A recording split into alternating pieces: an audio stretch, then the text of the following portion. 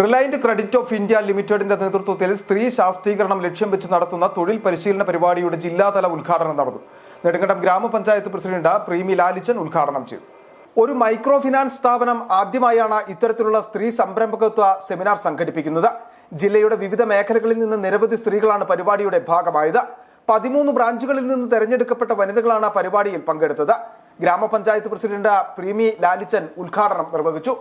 പുതിയ സംരംഭങ്ങൾ ആരംഭിക്കുന്നതിനും അത് വിജയകരമായി മുന്നോട്ട് കൊണ്ടുപോകുന്നതിനും ആവശ്യമായ സഹായങ്ങൾ നൽകുമെന്ന് MD ജോസുകുട്ടി സേവ്യർ പറഞ്ഞു. സ്ത്രീകളുടെ പ്രൊഡക്ടിവിറ്റി എന്ന് പറയുന്നത് നമ്മുടെ നാടിൽ ഒരു മുതൽക്കൂട്ടായിട്ട് ഒരിക്കലും മാറിയിട്ടില്ല.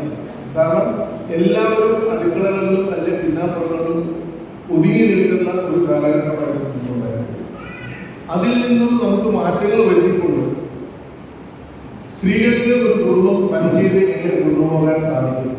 പരിപാടിയിൽ മികച്ച സംരംഭകരെ ആദരിക്കുകയും ചെയ്തു.